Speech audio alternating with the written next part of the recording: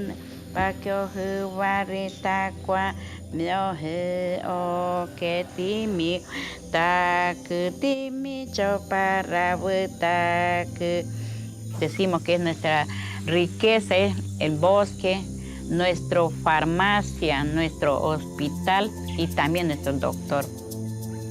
Para ser curandero hay que ser responsable y estar tomando tus vegetales, lo que te va a dar tu sabiduría, y ellos ya te cuentan.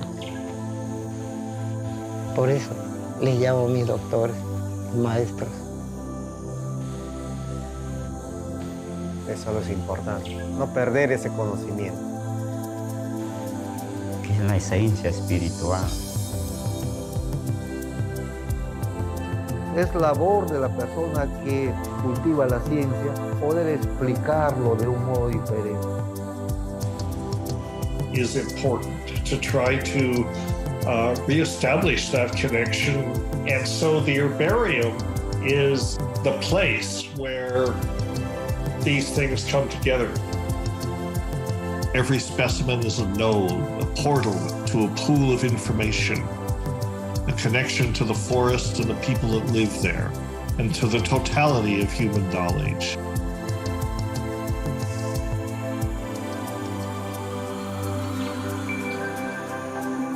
Y va a ser útil para compartir con todos los países.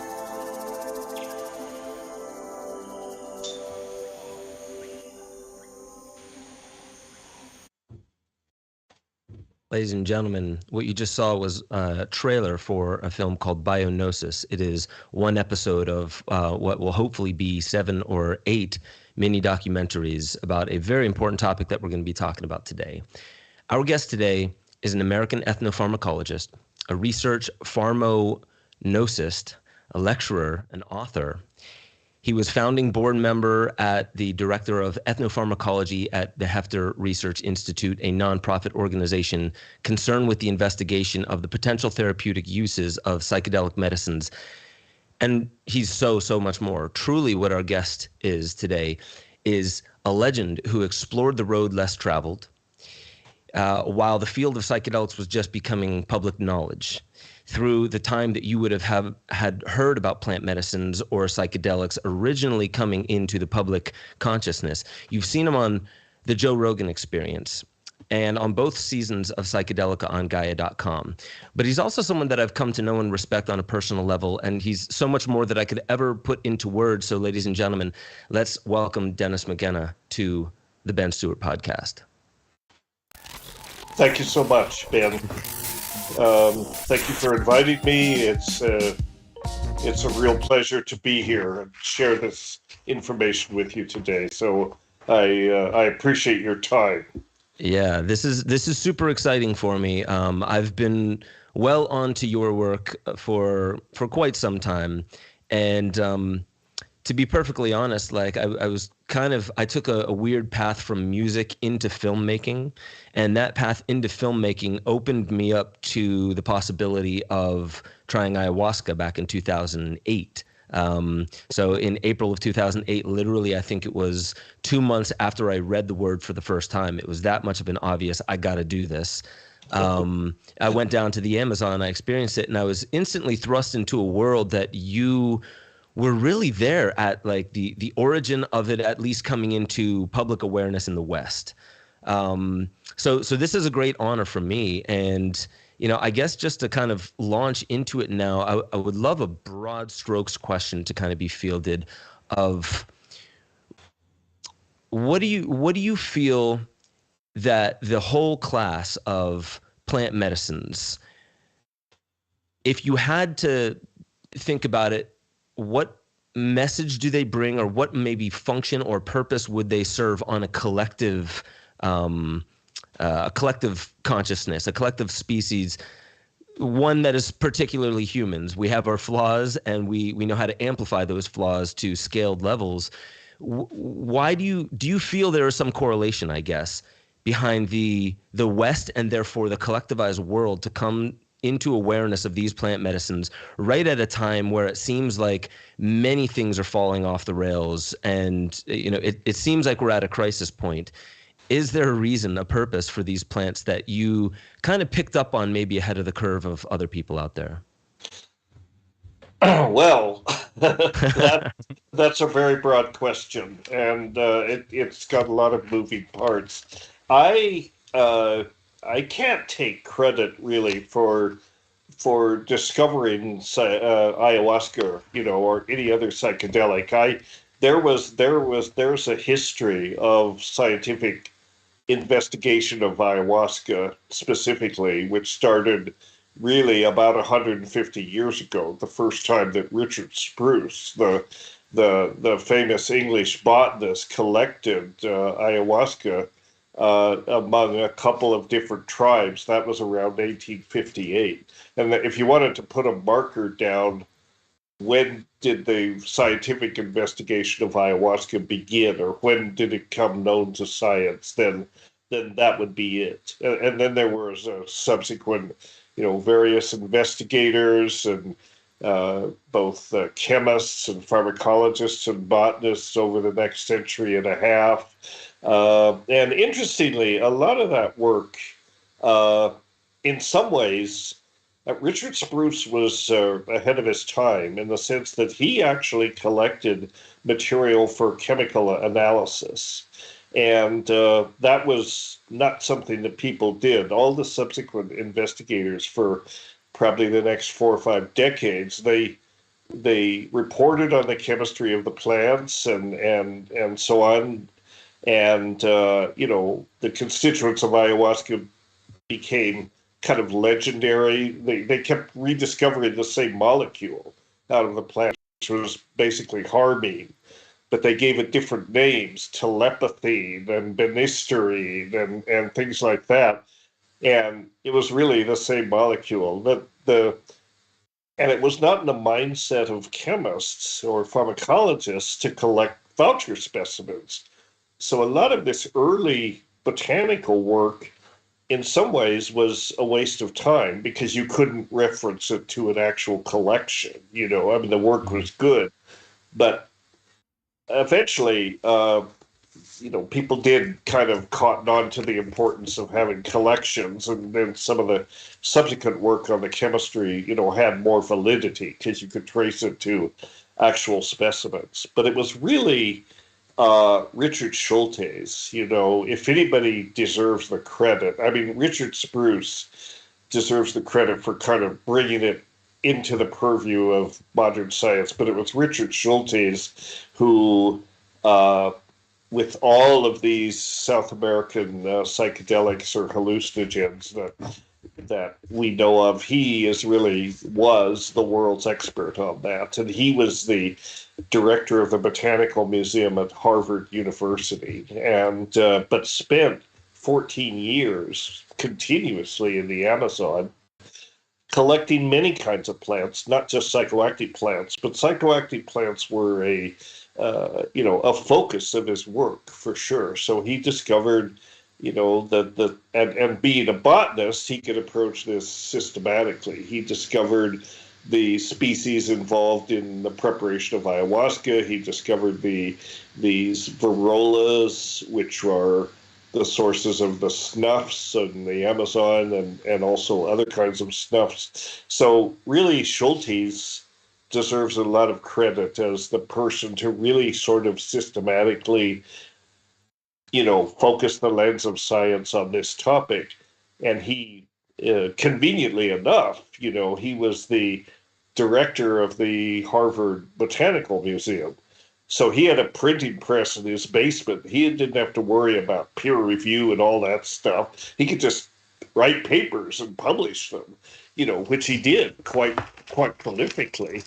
And those papers, of course, became the inspiration for a new generation, of people like myself who grew up in the 60s and were influenced by, the emergence of psychedelics at that time. And we're certainly inspired by Schultes. I mean, I know I was, and many people who pursued a career in ethnopharmacology were they wanted to be like Schultes or study with Schultes or whatever. And I was the same. I made a pilgrimage to Harvard in 1974 to meet the man, and he was very encouraging. But he didn't get me into Harvard. He wanted to accept me, but he said, you need to go back. I'd already got my undergraduate degree.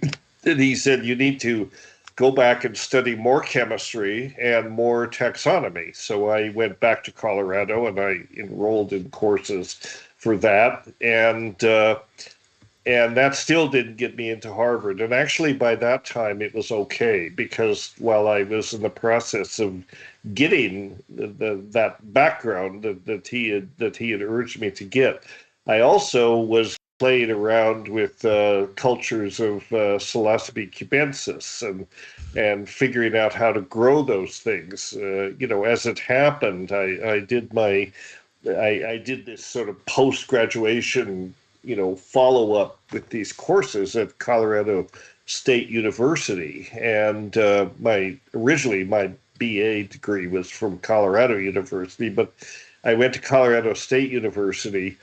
And as it happened, my best friend from high school was a horticulturalist who was in charge of the greenhouse at Colorado State University.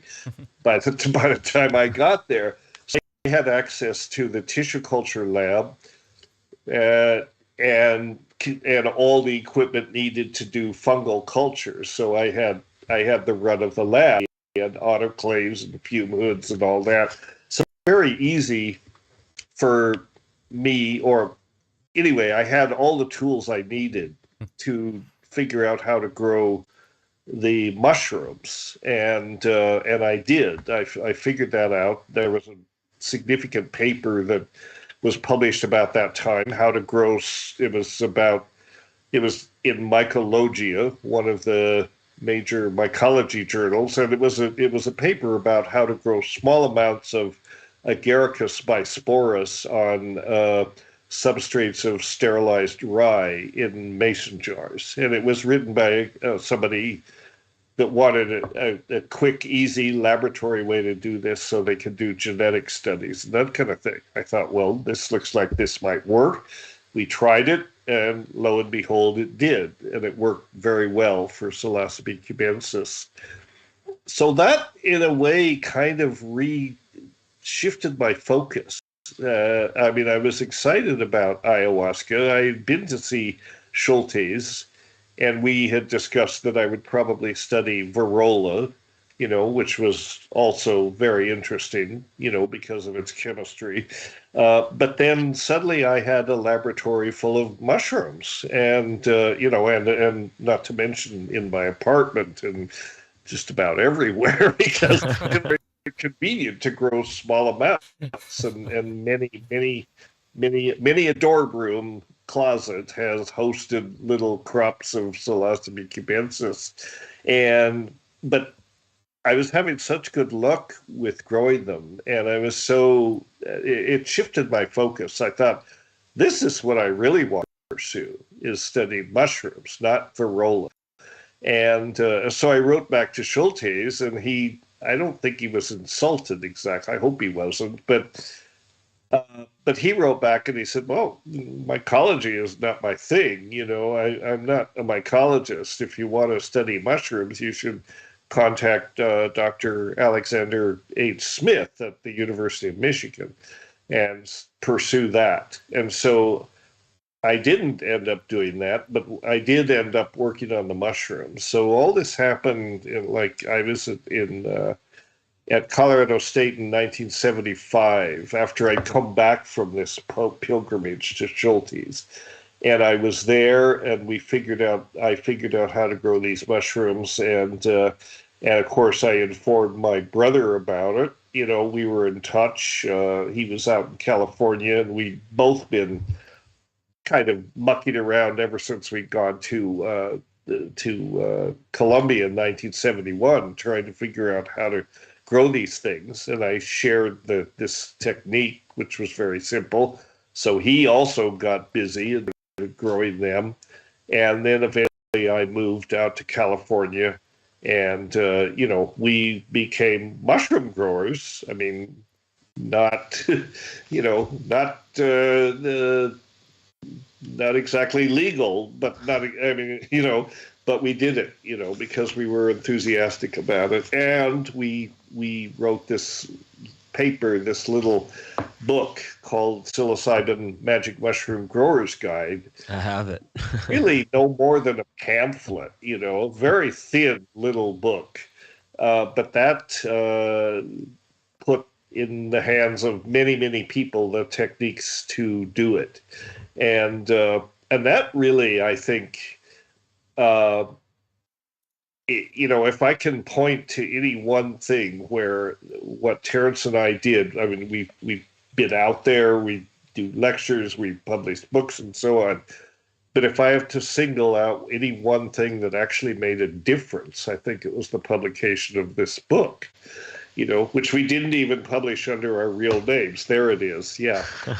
If the gentleman could show the cover on the lower left there, that's the original color with the cover. With this one he's showing is a later version.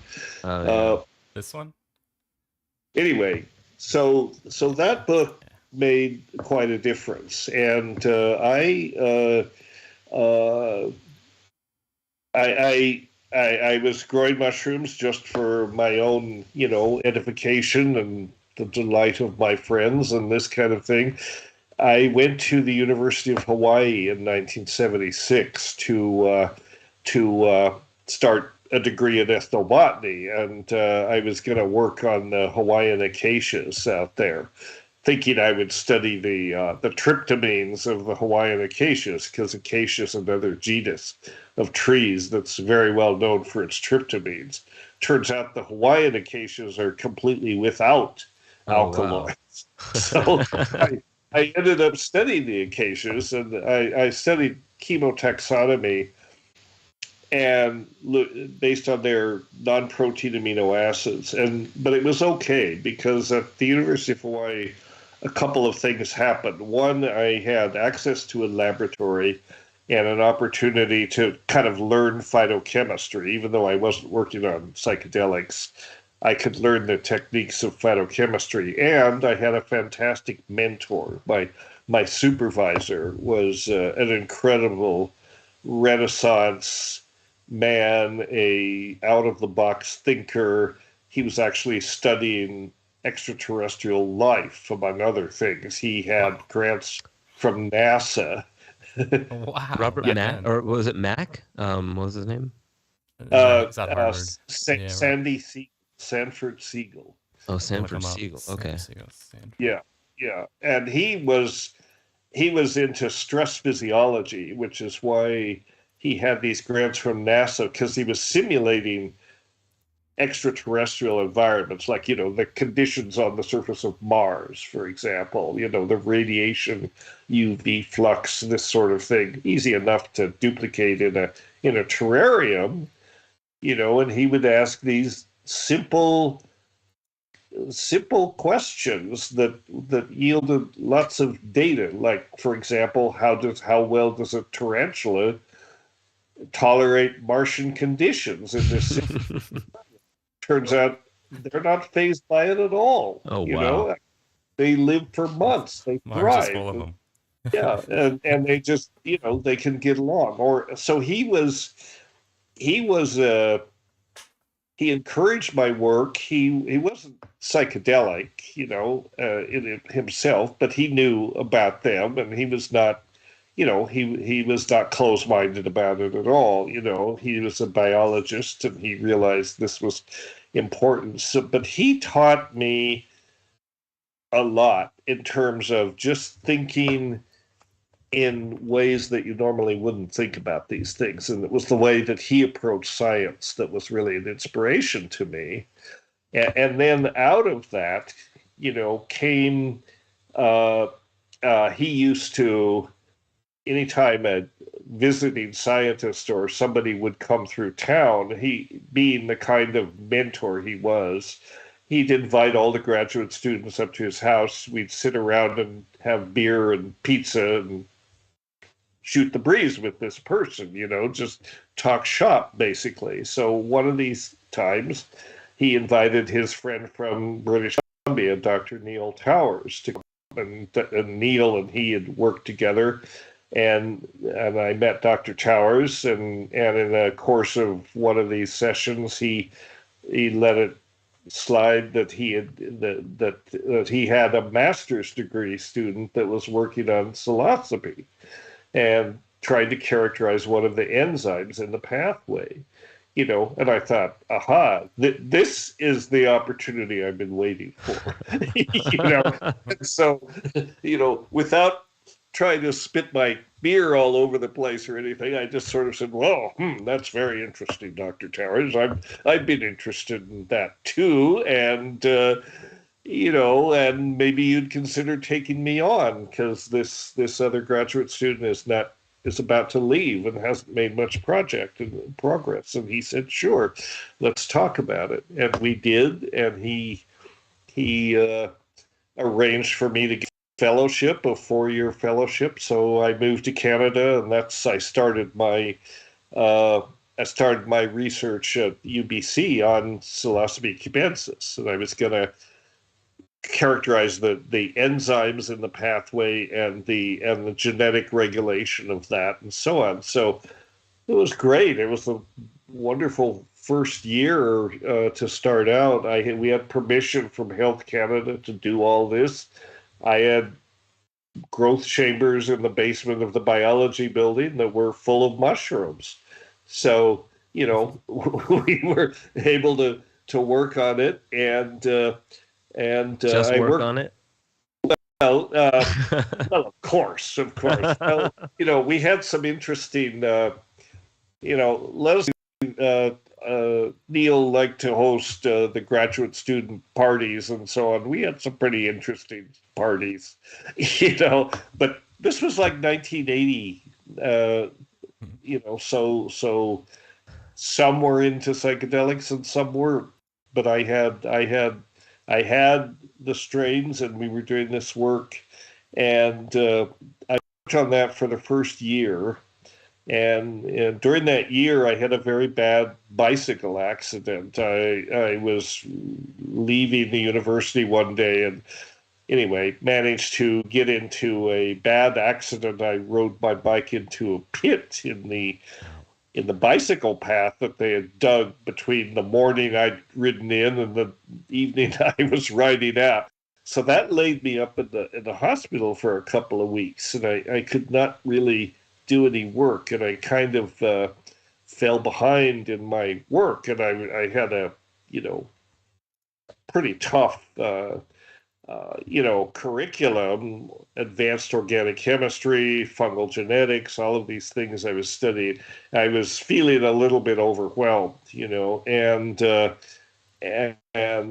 but Dr. Towers was very supportive, and so at toward the end of the second semester, he said, well, maybe you're not cut out to be an enzymologist, or a geneticist. Maybe look for something else. He says, I've got some, I have some extra money in the grant. Maybe you'd like to go to Peru for 6 months. Wow. And I said, yeah, but that sounds good. When do we leave? He basically said, my bags are packed. Let's do it. And so, I shifted my focus from psilocybin biochemistry to ayahuasca, and primarily to. And I decided to focus on ayahuasca and this other more obscure Witoto psychedelic called ukuhe, and it was kind of it was a comparison of their chemistry and their pharmacology, because they were both orally active tryptamine-based psychedelics, but one was, very, very much a living tradition, ayahuasca. The other was disappearing knowledge, but I wanted to do this comparison. of the two. And so that's what I ended up working on for my PhD. I did those and focused more on ayahuasca than ukuhe, but I looked at both of them. And that is what I ended up doing my thesis on. And of course, that got me into the whole, ethnographic context of ayahuasca and Vegetalismo traditions, and at the same. But I wasn't approaching it as an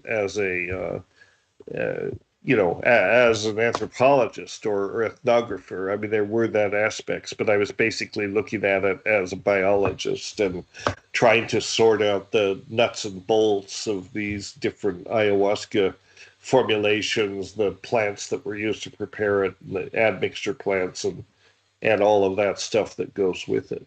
So that's around what year did you go to Peru, Iquitos? Yes. What year was that? That would be 1981. Okay. Yeah. And that was your first introduction to experiencing ayahuasca, especially in that setting. It was my first introduction to experiencing ayahuasca, yeah. In that setting or any other. Yeah, I see he's got the slides up here. It was my first introduction, my first introduction, my brother and his wife at the time had been to Pucallpa in 1976, about the same time we were figuring out how to grow mushrooms. He and Kat went to Pucallpa to find ayahuasca, and they connected with the curandero. And then when I went, and he sent me some to Hawaii when I was there.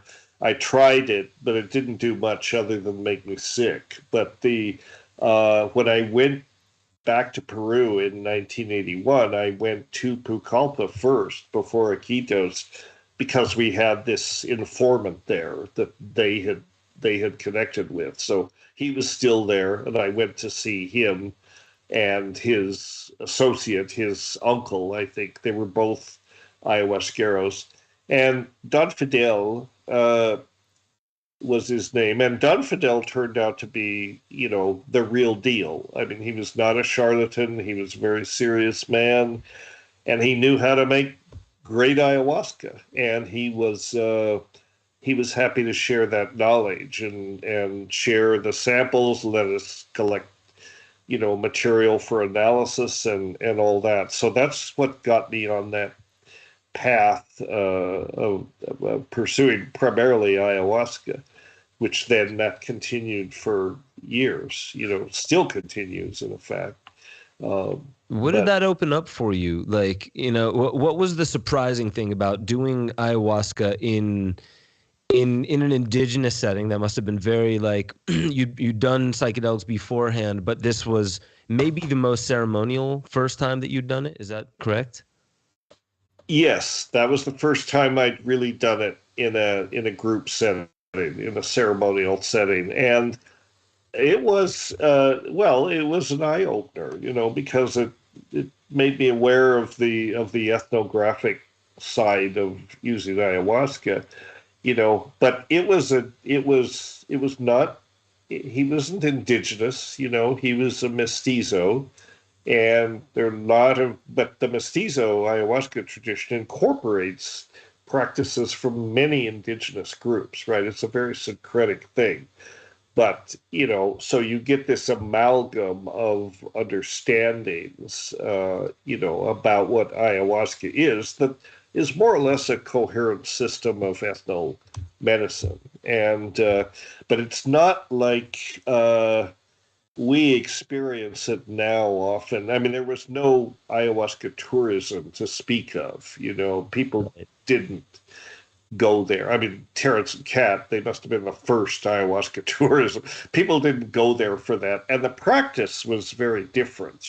People, we would go to this man's hut, a very humble situation, and a few people would show up, rarely more than a dozen. I mean, that would have been a large number. Usually 5 or 6 people would show up. And usually people they were there for a purpose. They were there for some treatment, that man would bring his mother in for, to have some treatment for something, that kind of thing.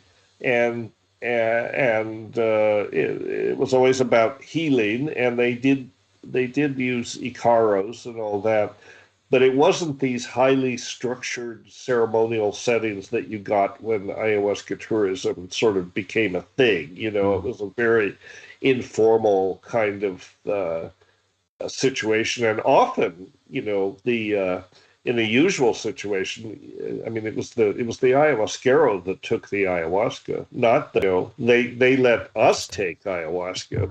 My friend, the graduate student who was with me and me, because we expressed interest in it, we wanted to take it, and he said, "Sure, you want to take it, no problem."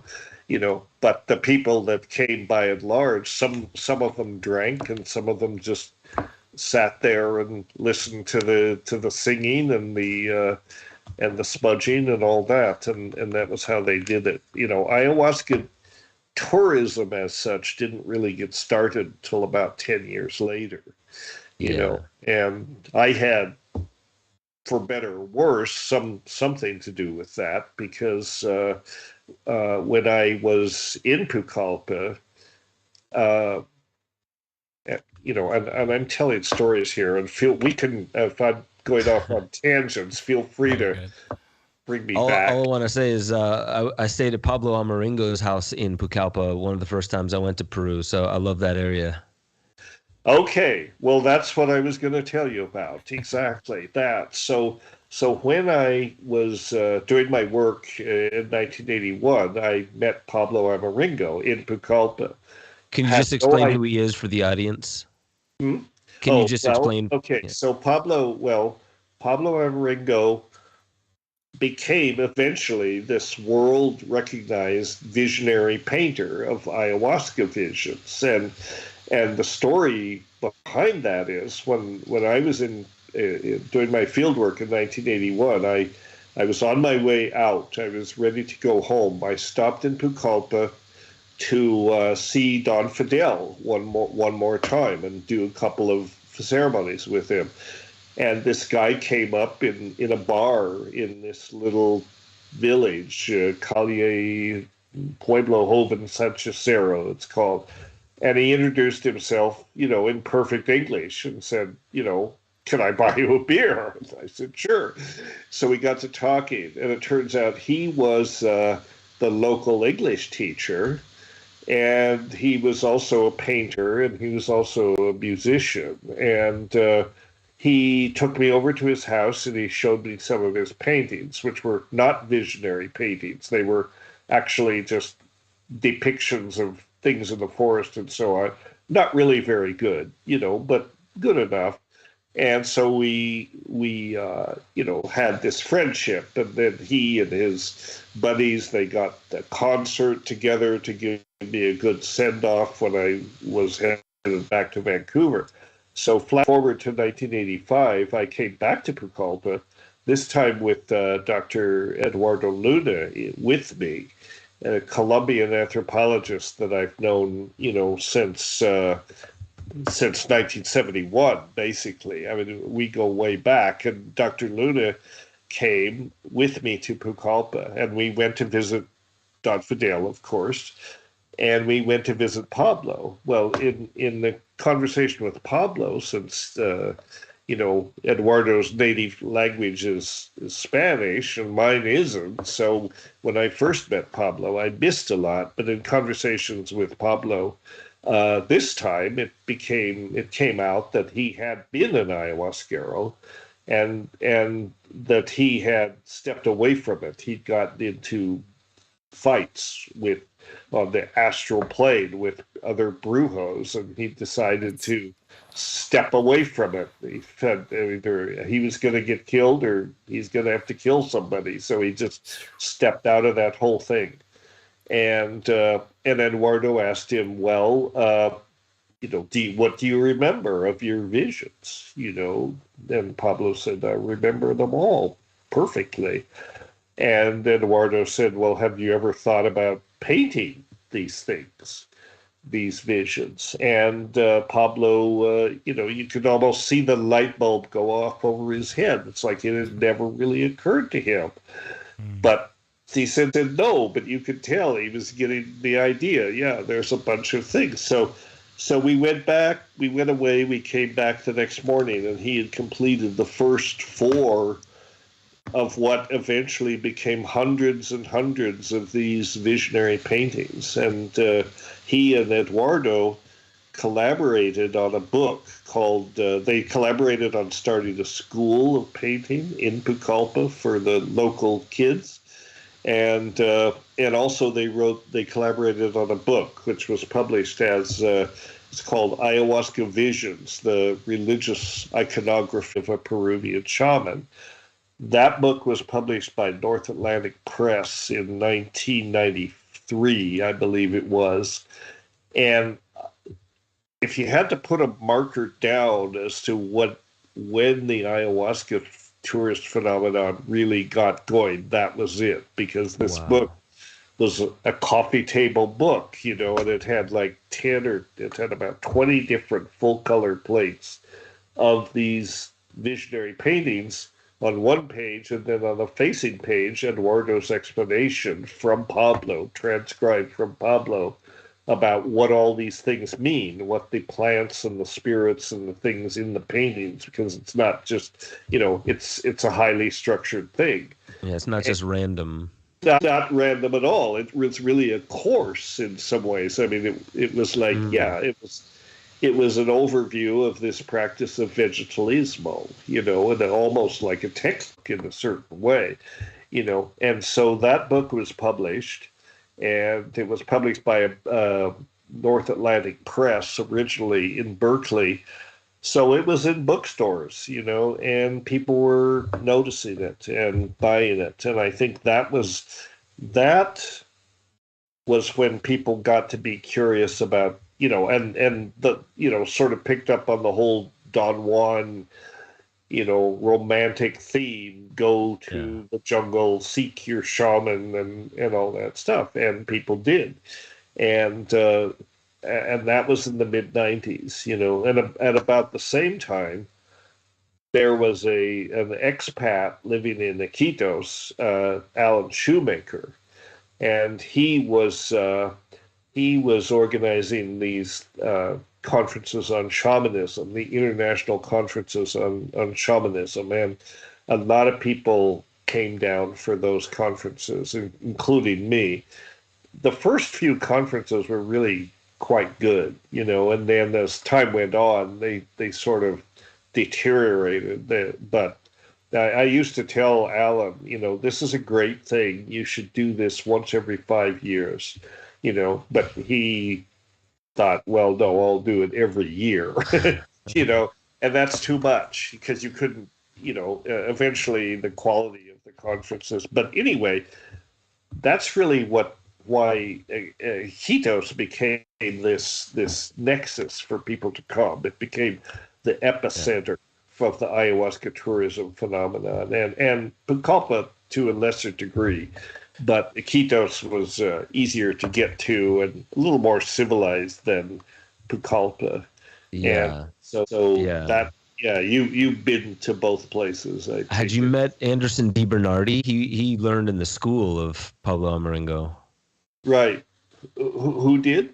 Anderson DiBernardi. Anderson DiBernardi, yes. Anderson, probably the number one student of Pablo. Anderson was one of Pablo's star students. Absolutely. Yeah. And a great guy. I met him randomly in Iquitos. I was sitting down with, I don't know, maybe you didn't know, his house turned into a center that Jill and Casey, I'm forgetting their last names, they ran in Pucallpa. And then I flew then from there to Iquitos, and just sitting at one of these shops, I saw a piece of art, and I was like, this is incredible. And here comes Anderson DiBernardi and sits down next to me. He's like, you like that art? I was like, yeah. And I tried to start explaining it to him, thinking that he didn't know what this was about. And he's like, yeah, I know. Well, it actually has to do with this and that. And I was like, you're Anderson, aren't you? Like, right. Yeah. He's the guy. Yes. Anderson is, a lot of Pablo's students that went to this school, he wasn't really teaching visionary painting. He was teaching. The kids seem to have this ability to pick up on doing realistic, like hyper realistic depictions of the forest and the animals and the plants. It's like they had no background, but they had some kind of innate ability to really draw these things. And then a few of them, like Anderson, were inspired to do visionary paintings. And Anderson, in some ways, he, like, the master exceeded the student exceeded the master. I mean, his work is just fantastic. It took it to a new level, for sure. It took it to a new level. And I haven't been in touch with him for a while, but I assume that he's still out there, still doing those things. So that's really what got the ayahuasca, tourism phenomena going. Can I pivot right here? I mean, it's a multi-part thing. There are good things about it and bad things about it. Totally. And before I segue, I just want to say that, like, kind of bringing it back to one of the original questions. I know Richard Spruce and Richard Evans Schultes, they brought it into academia and more the scientific crowd. But as it was going to, like, I wouldn't say pop culture, may not be the right way of saying it, but to, like, almost household level of understanding, you were there with your brother and with, many other people that, so we all read about back then. And there was something beautiful that I noticed that generation, not the previous generation, did for the respecting the plant, not just as something we want to study and wrap our minds around. When you said you were growing those mushrooms and things like that, I'm sure you were probably giving some away and everything like that, but I'm sure you were probably like, well, a good scientist must experience these things if I'm really to know the overall phenomena. So that original question was just like, you probably fell in love with the science, but there was something deeper, maybe some intelligence of ayahuasca that really brought you deeper into the culture around there. That's what I always saw with Richard Evans Schultes, was he really stepped into the culture and wanted to understand all the context that it was connected to as well. Yeah. And I think you did that very beautifully in the evolution of your career. Yeah, although it was kind of reversed, I mean, Schultes, I think, was a scientist, and he was actually a fairly straight-laced, Boston Brahmin type character. I mean, he was straight, man. I mean, he was, Wade Davis used to joke that, he always used to, in presidential elections, he would always vote for the Queen of England. That's how uptight he was. But so he was a scientist, and he entered the culture. He went to South America to collect all kinds of plants. He did a lot of work for the rubber in the war, for finding alternative sources of rubber and all that. Wade Davis's book, which if people haven't read it, I highly recommend it, called One River: Explorations and Adventures in the Amazon. And it's basically a biography of Schultes, but it's the best nonfiction work about the Amazon I think that I've ever read. It's just a wonderful work. But Schultes came about it. I was a druggie, basically, before I was a scientist. That was part of the problem. I grew up in the 60s. I was influenced by Timothy Leary and the sort of cultural ferment and all that was happening, in the 60s. I was, my teenage years were I was born in 1950. So that decade of the 60s was my formative years.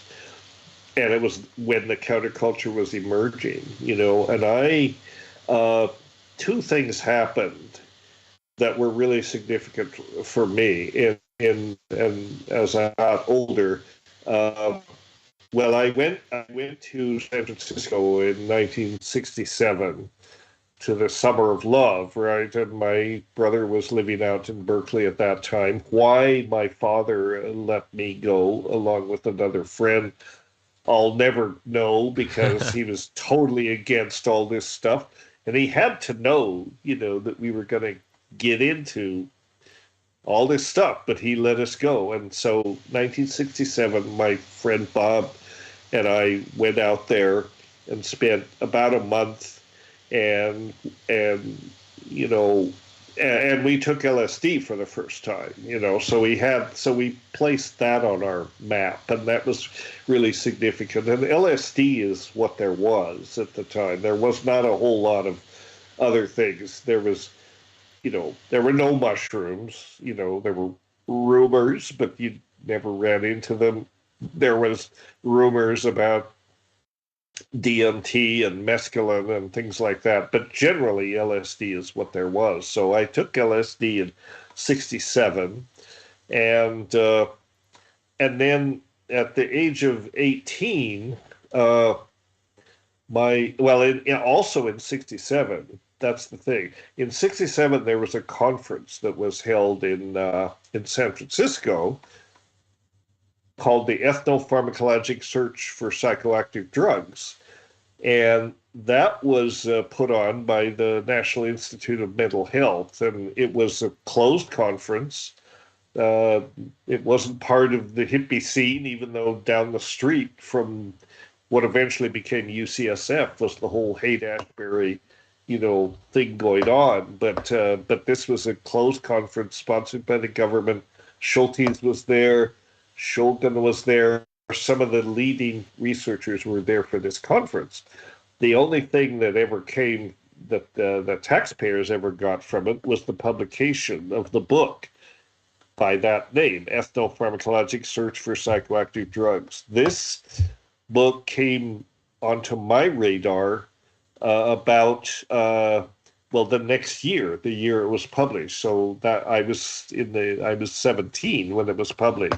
Somehow or other, I got my hands on this book, and that for me opened up the whole science aspect of it, and made me realize that there was that this was a real discipline. Ethnopharmacology was, a real thing, and I was fascinated by the nuts and bolts aspect of it, the chemistry. How do these plants work? What's in these things?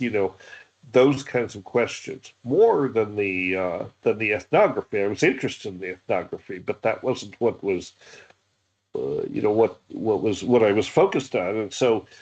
And so this book was an inspiration. And then the same year, for my 18th birthday, my brother gave me the Teachings of Don Juan. The first edition of the Teachings of Don Juan. And we now know that probably much of what Carlos Castaneda wrote about was probably fiction or highly fictionalized, but it didn't really matter because I didn't know that at the time. There it is. So your guy is very good. He things up. I didn't know that. And that was the ethnography part of it. So these two pages in the book, leaves of the same book, was its complementary thing. So that's really what influenced me to decide to study ethnopharmacology, in a serious way, because it looked like this was actually could be a career. And in my 18-year-old mind, I'm thinking, oh, yeah, I could get paid to get stoned, well, yes and no, But so that's what set me off. And then eventually, I finished my PhD. I went to the National Institute of Mental Health and did a 2-year postdoc studying something. I was studying psychedelics, but not related to ayahuasca, even though it was ayahuasca that kind of got me there, because this is a good example of what goes around comes around. I did a postdoc after I finished my PhD in San Diego. I went to San Diego and did a 2-year postdoc, and on something I wasn't very interested in, but it got me back to the States. And during that time, I got a reprint request from, in those days, there was no internet. People wanted a copy of your papers. They sent a postcard. So I got this postcard from this guy at the National Institute of Mental Health, Juan Saavedra, and asking for my papers on ayahuasca, which I had just published. And I recognized his name because he had worked with Julius Axelrod, a well-known neuroscientist, on endogenous synthesis of DMT. And so that was very interesting to me. I wrote back, I sent him the paper, and basically I said, here's the paper. Maybe kind of like, if you're crazy enough to ask for this paper, maybe you're crazy enough to take me on. I didn't quite put it that way, but I was told him I was finishing my postdoc and I was looking to continue this work. And he came back and said, well, yeah, as a matter of fact, there is a program called the Pharmacology Research Associate Traineeship, the Pratt Fellowship, for people who are not neuroscientists who want to get into neuroscience, and you should apply for this. So I did. I ended up applying for it. I got the fellowship, and I went to NIMH and ended up studying another interesting compound that was kind of becoming a research tool for psychedelic research, this compound called DOI, one of the Shulgin amphetamine compounds that was highly selective for 5-HT2A receptors, and the thinking was at that time that's probably the target for hallucinogens, as we called them. And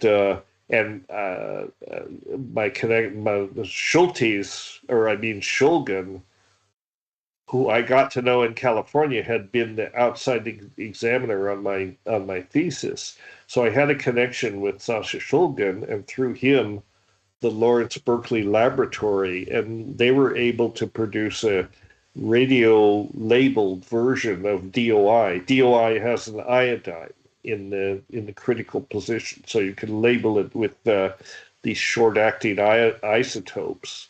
And so they whipped up some of that, and we were doing autoradiography in Dr. Saavedra's lab. We were mapping these 5-HT2A receptors, of course, in rats' brains.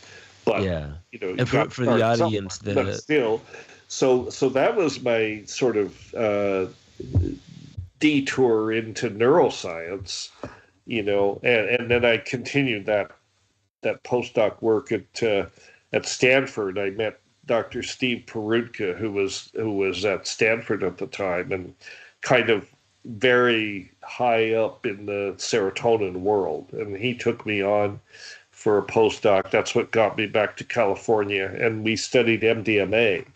And at that time, there was a lot of interest in potentially that MDMA was a neurotoxin. There was a lot of concern about its purported serotonin neurotoxicity. And so Steve Can I ask you, is MDMA a classical psychedelic? It is not a classical psychedelic. No. Yeah. So the when you were studying neurology, the 5-HT2A receptors, that's specifically for serotonergics, classic psychedelics. What does MDMA work on? The dopaminergic pathways? Yes. I mean, 5-DOI and all of these classic psychedelics, DMT, LSD, psilocybin, all of these things are classic 5-HT2A agonists. Yeah, mescaline, all the Shulgin compounds and so on.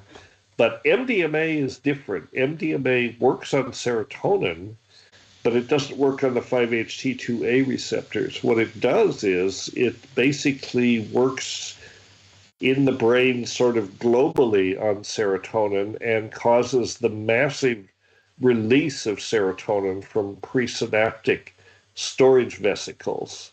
So it works on the same target that SSRIs work on. And SSRIs prevent the reuptake of serotonin into the neuron, so there's more in the synapse, right? That's the thought to be the therapeutic, effect of these SSRIs, selective serotonin reuptake inhibitors. It keeps more serotonin in the synaptic cleft. So if you can think of this protein in the presynaptic neuron, in the presynaptic membrane, as a kind of a vacuum cleaner. It's the transporter that sucks up the serotonin and repackages it and for re-release and reuse, right? The SSRIs jam that thing closed, so the vacuum cleaner is clogged. It doesn't take any more. MDMA jams it open. MDMA basically opens the whole thing up, and all the serotonin leaks out, pretty much globally in the brain. And that's why you feel so good on MDMA, because you get this massive release of this feel-good hormone. It's also why you feel so shitty the day after MDMA, because you've depleted all the serotonin, so you need to recover. But it's not neurotoxic. I mean, that's a whole other, that's a whole other sad story about a really scandalous episode in neuroscience, which we don't need to go into unless you want to. But a well-known researcher that was at NIH that was kind of leading the charge on serotonin neurotoxicity. Turns out he was doing most of his work with methamphetamine, thinking it was, and there was a whole scandal about this.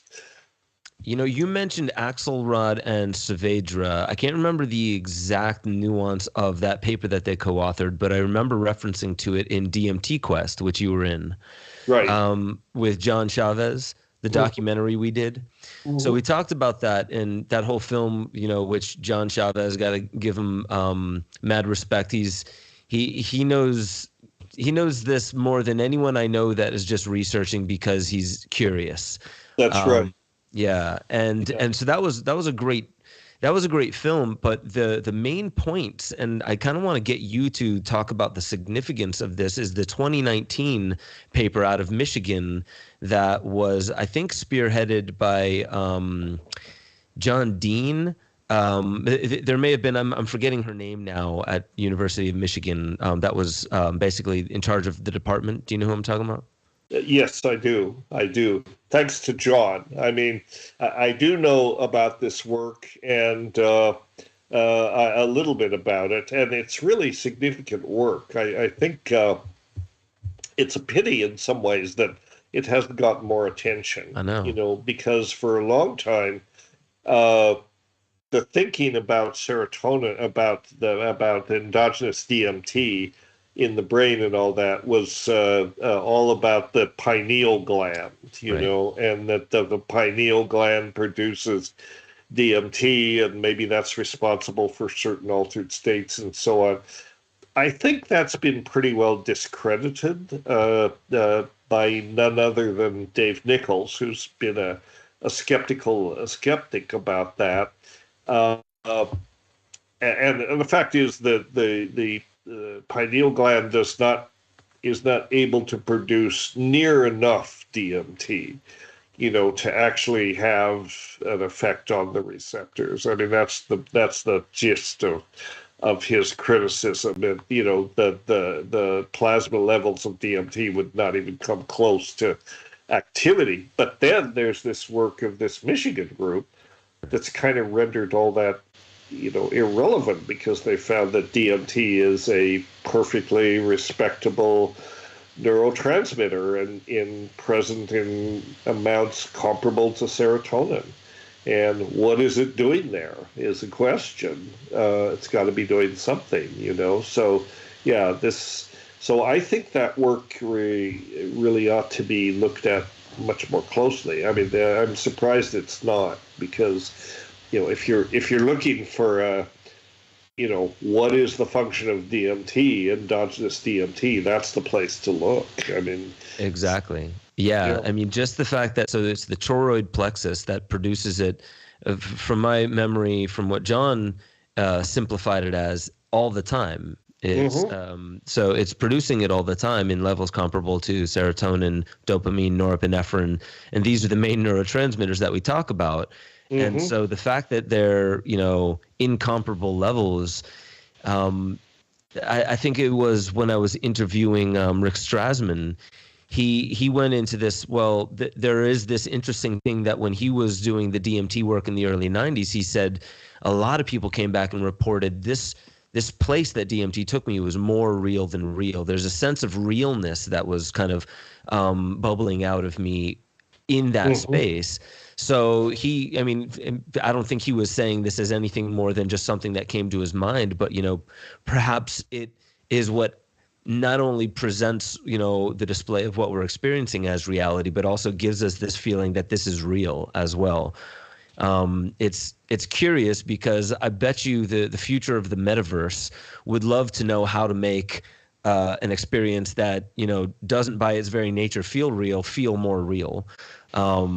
And that's kind of going off on a tangent, but like, what are your thoughts on DMT, your experiences with DMT and what you feel like in these levels? What do you make of that? Like, why is it a part of the human experience at all times? I can't explain why it's not part of the human experience at all times. I mean, that's a puzzle, that it is. Funny you should bring this up because I just did a podcast yesterday with Jordan Peterson. Oh, and nice. I just came from this conference a couple weeks ago on the sentient other.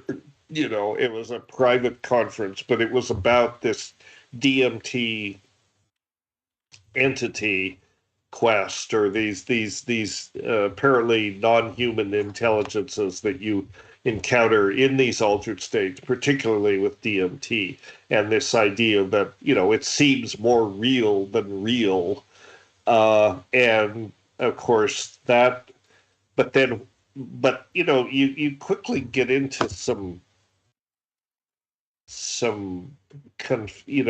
epistemological weeds, if you will, about how you think about this stuff. I mean, the question with about the DMT entities, the perpetual question is, well, are they real? But then you have to step back and say, well, now what do you mean by real? Right. What is real? And and I sort of, my default position with this stuff is anything that you experience is real. It's real in that it can be experienced, but then is it really out there, or is it originate either in the collective unconscious or some part of the unconscious?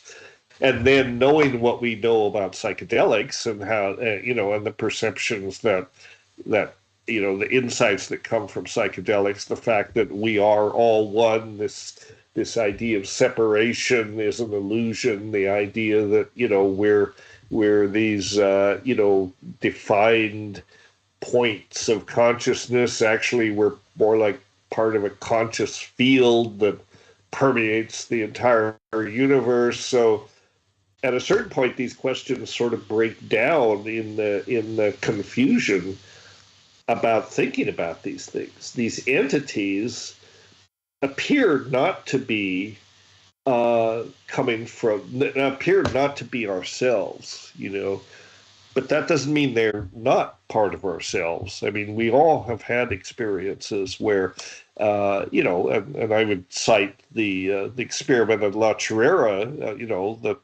as a classic example of channeling something that was apparently not from us, but maybe it was from Terrence and me. You just don't know. So this endless sort of back and forth about whether these entities are real or not, in some ways is not a useful conversation because you can't decide. I think a more useful conversation is to say, is the information real? Or is the message they're transmitting real, isn't valuable, isn't valid, and I think that's a more, productive way to explore, which is not to say those answers aren't difficult either, or because the insights that you get from psychedelics, that you come away with these profound insights, and in the cold light of the next morning or the next day, you look back and you say, well, that was either trivial, like love is all there is. I mean, yes, it's a universal truth, but do we really need to take a psychedelic to realize that? Or is it just bullshit, because there's plenty that comes out of these that, you can test against reality, are clearly not correct, and some gems of actual insight, and it really depends, but I mean, psychedelics are seductive in the sense that they kind of invite you to lower your skeptical antennas, Right. just receive whatever's coming in as this must be revealed truth, from intelligences in the cosmos or the cosmos itself.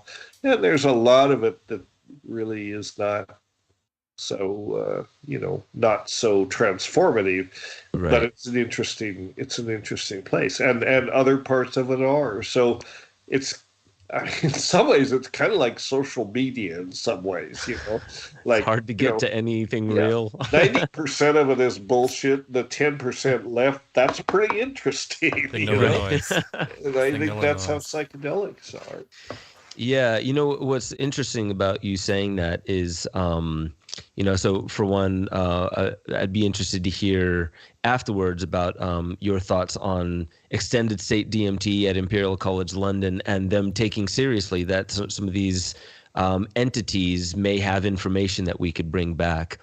But the thing that actually came up for me was, you mentioned Terence a couple times, and I'm curious. I know this is kind of like a side tangent, but I'm curious, like, what were your conversations like as you were exploring these things and being turned on in different ways?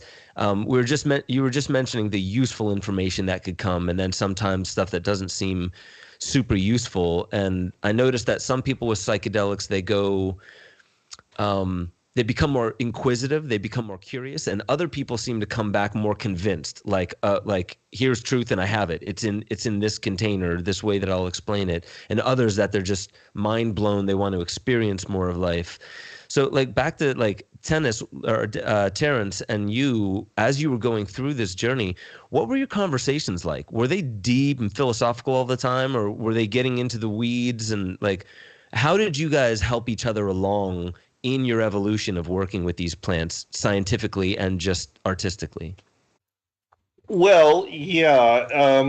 I mean, these are conversations we had over decades, and over those decades, those conversations evolved, and originally, as time went on, I became more skeptical, and more sort of the reductionist. I took a reductionist approach. Some of the ideas that came out of La Chorrera and that whole experience at La Chorrera experiment, which it wasn't really, in a strict sense, it wasn't an experiment. It probably should be called the ritual at La Chorrera, or the, whatever it was, but in no sense was it a real experiment. But concepts that came out of it, for example, Terence's notion about the time wave, the kernel of that idea came out of La Chorrera. And, the idea of these cycles that could be defined, that there was a structure to time, and that if you treated the King Wen sequence in the I Ching a certain way, that was effectively a map of time. And the map of specifically the emergence of novelty into the continuum, So not a bad hypothesis. I mean, a pretty interesting idea, right? But very hard to test, and this was the problem that I had with the time wave. We used to talk about what is novelty, and does the time wave really measure it, and how do you know? How do you test it? And my criticism of Terence on that was that he could never define what would disprove it, and if you're going to develop a theory, you have to define what will undermine the theory. That's how science works. You develop hypotheses that fit the data, and then you try like hell to demolish it, right? You try like hell to find things that do not fit within the framework. And then you have to revise the hypothesis, or sometimes you have to throw it out completely and develop a new hypothesis. Thus, the scientific understanding advance, And Terence either could not or did not want to define what would show that the time wave was either a valid concept or not, and he couldn't really say that. That was one of the problems that I had, one of my criticisms.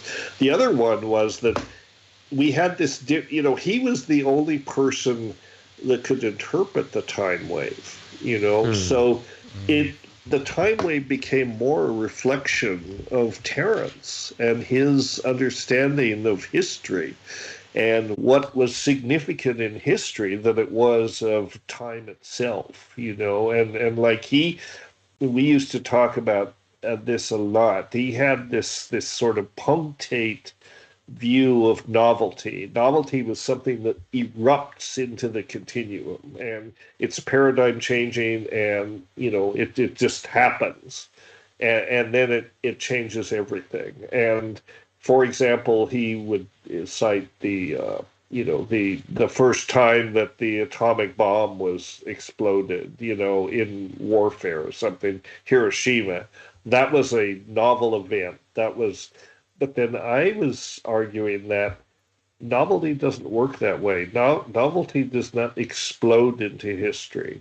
It leaks into history, and most of the truly novel events, I'm down with the idea that it's really Whitehead's notion about novelty and how novelty ingresses into the continuum. It's not our idea, it's his idea. But I was down with the idea that that's true. There are things under the sun that happen every day that have never before happened in the history of the universe. So those are novel events, but most truly novel events are not dramatic.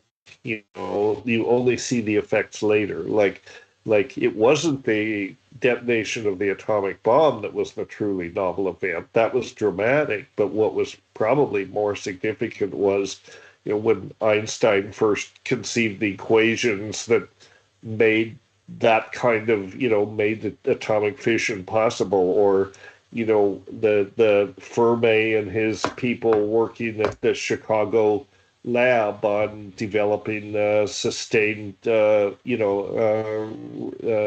nuclear reaction and those sorts of things.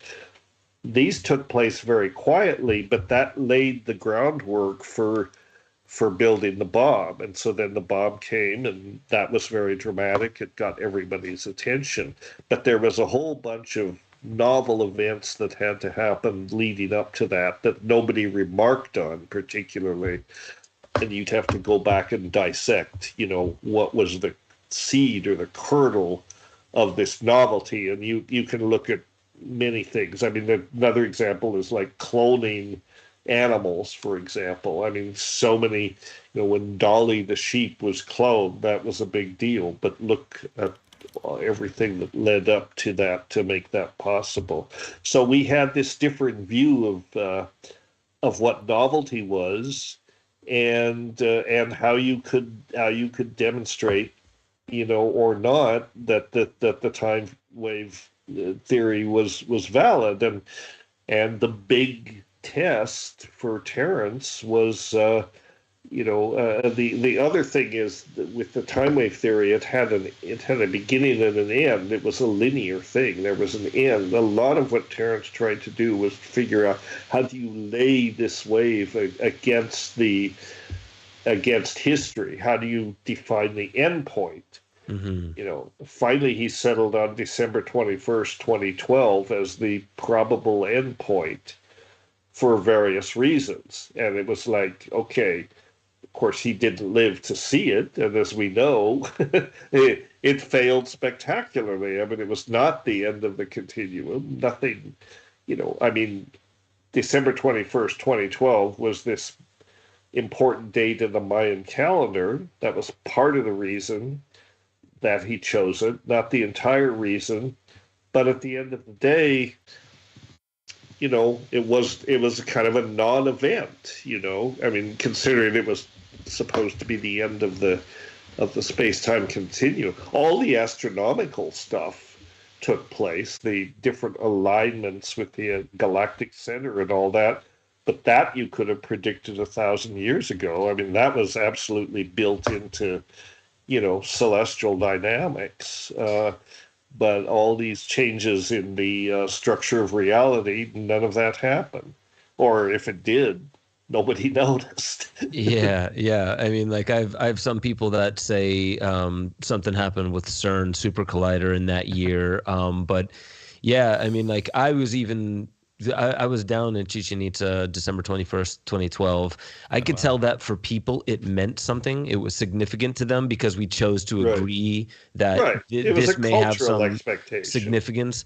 But it's funny because the group that I went down there with, I mean, like there was some kind of larger group that was organizing it, and they were so disorganized. They ended up, I don't know if they ran off with some money, but they were getting in trouble legally for not doing this the correct way.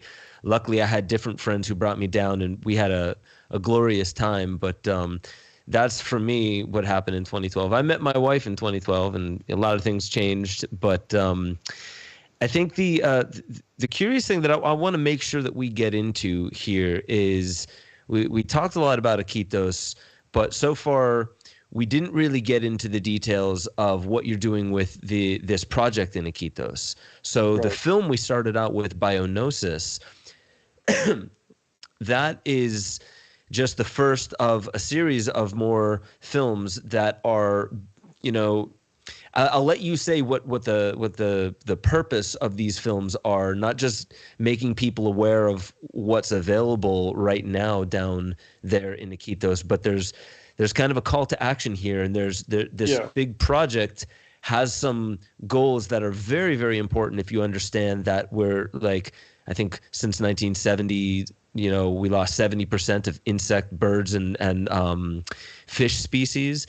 Like we need to document this stuff. So please tell us what the overarching plan is with this project, and what people people can see that film. The documentary series is one part of this bigger project, right?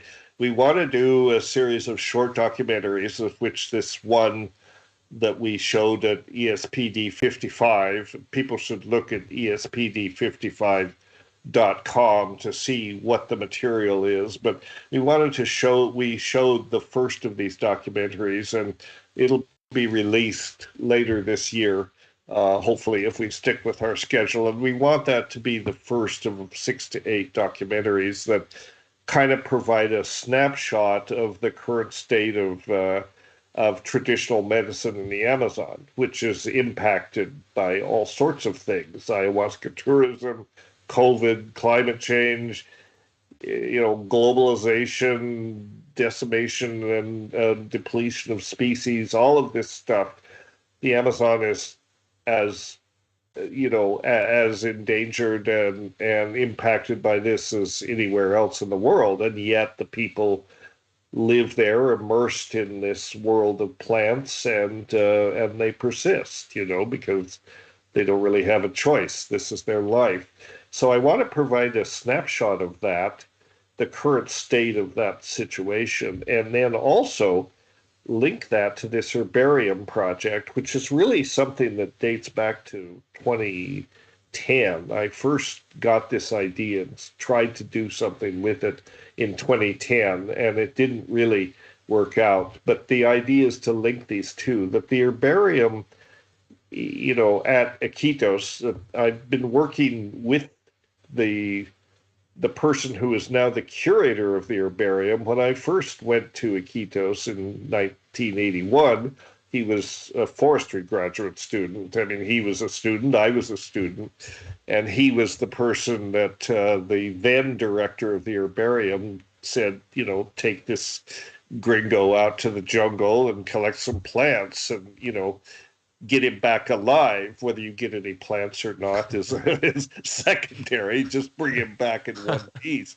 And so Juan Ruiz, and I worked together over 50 years now. And this man has incredible knowledge of the flora in the Amazon, particularly over in this region, the Loreto province around Iquitos.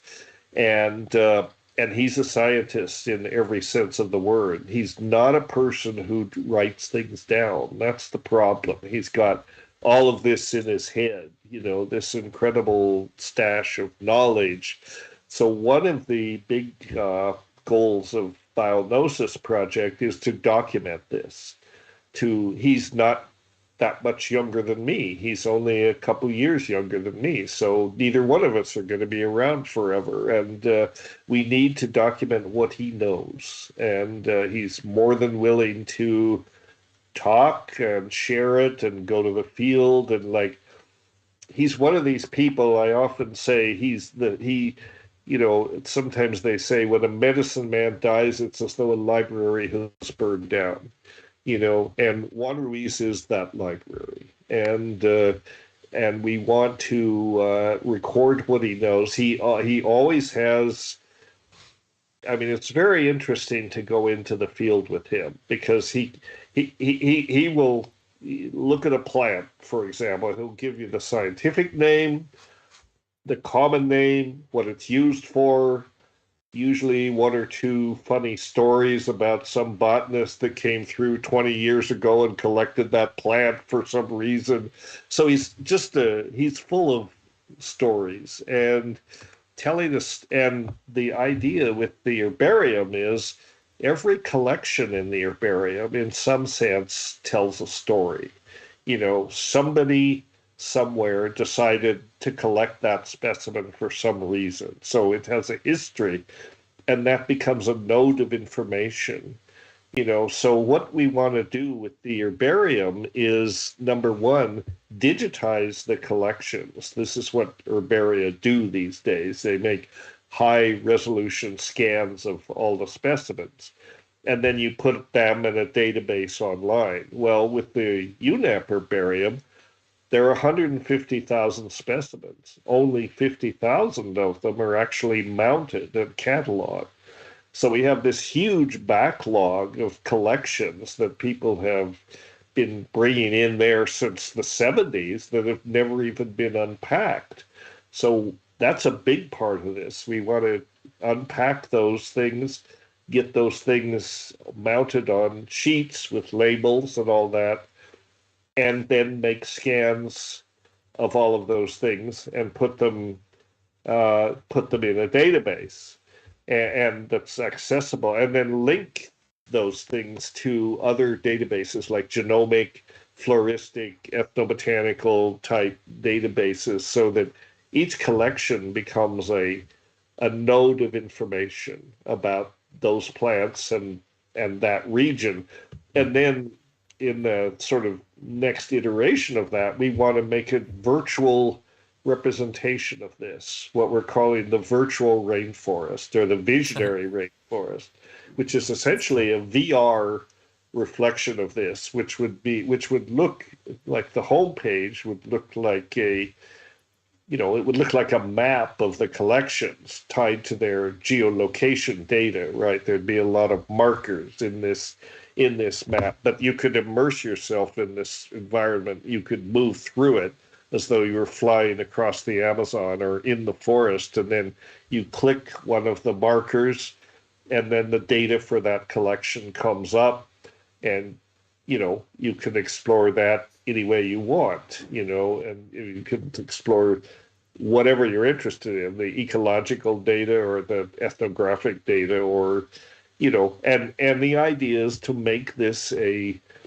this sort of rundown third world, let's face it, underfunded, neglected herbarium, turn that into a world-class resource for Amazonian ethnobotany and botany in general, and thereby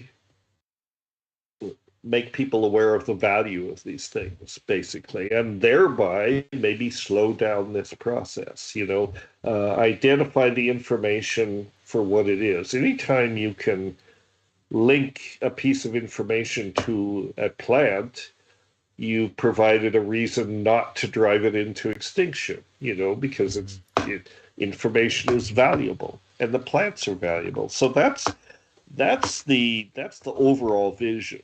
And that's going to take 3 to 5 years and probably several $1 million to actually do this properly. Not a huge amount relatively, not a huge amount, but a huge amount for the McKenna Academy to try to raise, about, in my lecture, I say, well, it's about 1/10 of the amount that an F-35 fighter plane costs, and it's a much better way to spend the money. So we have to raise funds to make this real, and then and I've described it like it's a linear process, and it's not really. We're going to pursue all of this on various fronts: the documentaries, the herbarium upgrade, developing the VR software, and so on. It all sort of happens at the same time, limited only by the resources that are available to be able to do this, and then to interface with other institutions, other botanical gardens, museums, science education centers, and so on, and bring out an app that anybody can download to their phone, and they can explore it and even upload information. We want this to be something that is, inclusive of the indigenous people, something that they can really, feel that they have a piece of it, not just scientists from the outside looking into this window, and more of a participatory kind of collective effort, and so that's the idea. What I like about it is it's also the way you're kind of explaining that it's not just scientists looking through this like petri dish glass, that the indigenous and the culture that was surrounded it also, seems of value, something that, documenting some of that, obviously, in a very ethnobotanist kind of way. But what I like about this is that, again, it's not linear, and it sounds like you're not crowdfunding. You're going for specific like investors for something along this line. Yeah. Yes. Well, we'll get the money however we can, but crowdfunding, sure, we'll do crowdfunding, and hopefully we'll get support from generous investors. There are some who are enthusiastic about this project, and they could easily support it. And then institutions, like the National Science Foundation, like other botanical gardens, even Agency for International Development. All of those things, are potential sources of funding. And if you look at, the philanthropic support of things like botanical gardens, this is a pretty modest ask, there are individual philanthropists that'll give $50 million to the New York Botanical Garden or something like that. And we're not asking that much, I mean, $10 million would actually bring this thing online as a world-class institution available to the world, basically. Yeah, that's a drop in the bucket, especially like looking at inflation. That's like $50,000 back in 1915. Right. And what you're losing is incalculable. The value of these species is incalculable. Just in terms of, I mean, you can spin it this way. You don't have to, but if you want to look at dollars and cents, just the potential for new medicines, is tremendous, because only a small fraction of the Amazonian biome has been investigated from that standpoint. We know there are cures out there that are undiscovered. And, I don't want to overemphasize the commercial potential, but the commercial potential does exist, and how do you find a way to explore that respects indigenous knowledge, that puts indigenous people at the table, if not in charge, at least at the table with a big say on how this knowledge is utilized, and then the other side of it, the corporate, institutional, et cetera, that could really that have the resources to develop these medicines. But I mean, it's been done for 500 years the wrong way, because Europeans came in and said, well, these are good medicines, these are good food plants, we'll just take them. Thank you very much, bye-bye, and there's no reciprocity. So that's important, and in my experience working with indigenous people, they're not protective of their, they want to share what they know. They actually are proud of what they know, but they don't want to be played for fools. They feel that what they know is worth something, and they should get compensation in some form, or at least acknowledgement. So that's what we're hoping to do. Yeah, I think that's a really beautiful point to mention. Is there is something, it's very calculable in commercial ways once the research is done, but the incalculable that you were just mentioning is interesting, because like, imagine that, rough statistic that I shared about since the 1970s, 70% of insect, bird, and fish species are gone. It's almost like that you don't know what you've got until it's gone. It's incalculable now, because what could we learn from that? We'll never know. That's a very strange feeling. And as you're talking about value, you did mention data, like adding data digitally to each of these plants. It adds the value of, like, big data is bigger than big oil, and it is now the primary it's the primary category that most everything with technology is looking at, but even before that. So I think that's enhancing the value of it, not just the monetary value, is what can we remember.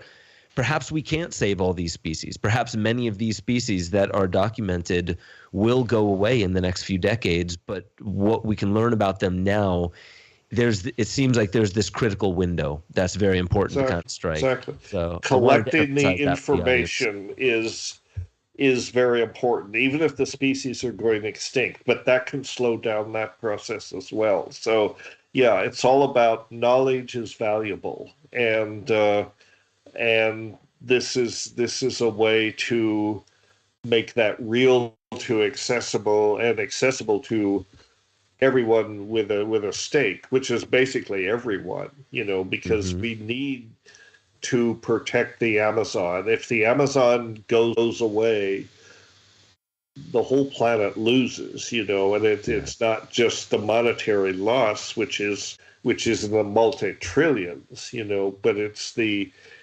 importance of this ecosystem for the health of the planet, as we know. I mean, it's easy to pay, sort of lip service to this, and that rolls off the tongue, but it's actually true. Imagine what the world would be like without the Amazon. It would be a much less healthy place, and we need to, and it's already tremendously impacted. So that's the idea with this project. If we can do this, I think that's a worthy thing for us to focus our resources on for the next 5 years. And after that, I'll probably be burned out and want to retire or something, but not now, not yet. Yeah, well, I appreciate that we can end on that point, the massive importance of collecting this data now. And we will have all this information in the show notes below, so anybody watching can go and check out these websites, get a little bit more informed by it, really do a service by like word of mouth to those that are interested. There is something about piquing people's interest. You never know where it may lead, but really it's the more that we understand that this is valuable. The way that I interpret what you were saying is that, the monetary value is incomparable to the underlying value. Imagine we're playing Monopoly on the Titanic. And you're really concerned about that money, but the Titanic is sinking. There's something of much more fundamental value that's happening underneath the way that we monetize the Amazon, which is, we can go on forever about that. And this isn't to demonize or even point fingers, but obviously something has to be done. And I think this is a revolutionary first step. Yeah. And it's not something that is trying to stay in the past. It really is reaching the future with like the metaverse and virtual reality. Herbarium is the obvious direction where all this needs to go. Good point. I want this project, I want the herbarium, the whole biognosis thing to be the next, that brings science and traditional knowledge and all of these information technologies and, metaverse or whatever. If that's the cutting edge, then let's bring it in, and create something that is more than any one of the parts of it. And it's a classic example of the two-edged nature of technology, the two-edged sword nature of technology. It can be used for tremendous good and benefit, and by the same token, it can be used in very harmful ways. We know far too much about how to use it that way. Let's try and use it a different way. Benefit the world and everybody and the species and so on. Yeah. This just came to me, and maybe we'll wrap it on this point, but that it seems almost like an arc. Not to get biblical, but the idea of preserving something before who knows what's on the horizon, but putting it on the ark. That's what this metaverse could, or the virtual herbarium that could reach the metaverse, could, reach the world in a different way. Is it's putting it on this arc to preserve it in a way for what we can't really foresee, but we have some ideas of what's around the corner. There's definitely, some ideas of what this earth is going to experience in the coming decades. So I just wanted to reiterate that like this is valuable in ways that you may, listening to this, be able to calculate a little bit, but imagine the incalculable value of what's trying to be accomplished here. So I just want to wrap on that note. Dennis, like if there's anything else that you want to make sure that we hit, please go on. I think we covered most everything. Put that nail in the coffin. I love it. A great conversation. Yeah, Dennis, thank you so much. I just have to say that, like I said, you've been on my radar for quite some time. This is an honor getting you on the podcast. I look forward to, for our audience here, giving them the updates as this project progresses. Anything that you need to get out to the world, you already have a great community of podcast networks that you go on. But I really appreciate the work that you're doing, and I think I'll be seeing you in a couple weeks in Costa Rica. Yes, I'm really looking forward to that. We can continue that conversation, and I guess I should mention, although it's obvious, anybody who looks at the website, but we are a 501c3 nonprofit, so we're all registered with the IRS. People can actually get tax deductions for their support, at least in the States. So that's there. And, our job, our whole mission as an academy is education. So I also want to mention, again, people will see it, but the ESPD 55, this conference that we did, it's all open access. If people register, create an account with your email, you can watch or read anything. There's a lot of good stuff there. Just look at the program and look at some of the videos, including the BioGnosis section. But just I encourage people to poke around. That conference and the one in 2017, ESPD 50, has its genesis in this 1967, seminar that the U.S. government organized and never followed up on. They became embarrassed that they had anything to do with it, but it was an inspiration to me, so I followed up on it. We did this 50th anniversary, now 55th anniversary. So just if you're looking for interesting reading and watching, check out espd55.com. Lots of good stuff there. Beautiful. Dennis, this was really enriching. This was really awesome to be able to ask these questions, things that as I was interviewing you for Psychedelica and DMT Quest, I had to stay on script. This was nice to be able to talk about what's going on with you. The continued evolution of the work that you're doing in these fields is really inspiring, and I definitely personally look forward to helping out with the BioGnosis project in any way that I can.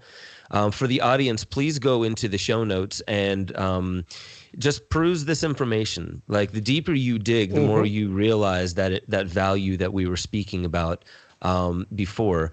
And just remember that, on this show, every Thursday at 5 p.m., we're trying to bring information that enriches and expands your worldview and inspire you to do what you feel. You bring your gift to the planet through these avenues with this understanding.